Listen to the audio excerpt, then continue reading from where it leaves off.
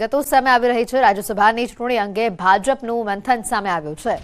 ભાજપ અપનાવી શકે છે નો રિપીટ થિયરી। બે ભાજપ અને બે કોંગ્રેસના સભ્ય બેઠક ખાલી પડી છે। કોંગ્રેસ સંખ્યાબળ ન હોવાથી ઉમેદવાર નહીં રાખે।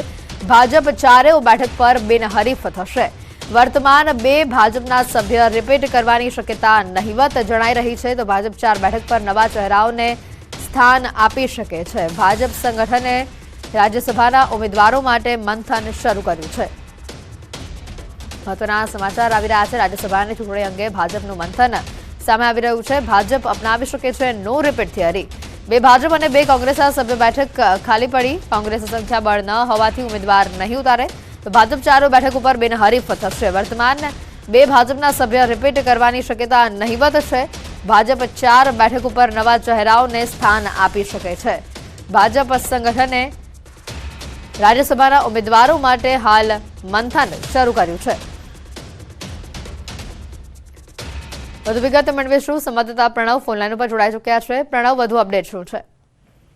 ચોક્કસ માની છે કે જે રીતે ગુજરાતની 4 રાજ્યસભા બેઠકો માટે ચૂંટણીનું જાહેરનામું બહાર પડી ગયું છે, ત્યારે હવે મંથન એ થઈ રહ્યું છે ભારતીય જનતા પાર્ટી તરફથી કે આ 4 બેઠકો કઈ રીતે કબજે કરી શકાય।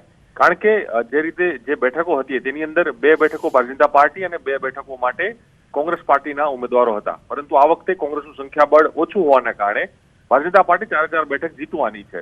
ત્યારે ભારતીય જનતા પાર્ટી આ 4 બેઠક ઉપર કયા ઉમેદવારો ઉભા રાખશે તેને લઈને ભારતીય જનતા પાર્ટીએ મંથન શરૂ કર્યું છે। ભારતીય જનતા પાર્ટીના જાણકાર સૂત્રો માહિતી આપી રહ્યા છે એ પ્રમાણે કે હવે ભારતીય જનતા પાર્ટી આમાં પણ નો રિપીટ થિયરી અપનાવી શકે છે।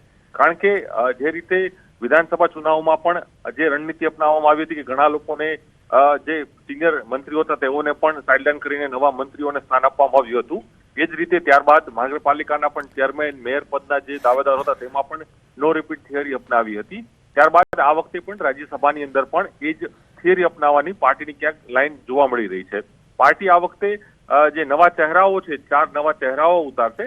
એની અંદર જે 2 અત્યારે સિનિયર જે મંત્રીઓ પણ છે મોદી સરકારની અંદર, એ મંત્રીઓને જે છે તે ઉમેદવારો છે, જે નેતાઓ છે, એ નેતાઓને પાર્ટી મોટી પણ જવાબદારી આપી શકે છે, કારણ કે તે ભારતીય જનતા પાર્ટીના મોટા દિગ્ગજ નેતાઓ છે। એટલે તે કદાચ તેઓને લોકસભા ચૂંટણી પણ લડાવી શકે છે, તે પ્રકારની પણ શક્યતાઓ રાજકીય વર્તુળોમાં હાલ ચર્ચા ચાલી રહી છે। તો બીજી તરફ કોંગ્રેસ પાર્ટી પોતાનો એક પણ ઉમેદવાર ઉભો નહીં રાખે, કારણ કે કોંગ્રેસ પાર્ટી પાસે પોતાનું સંખ્યાબળ અહીં ઓછું છે।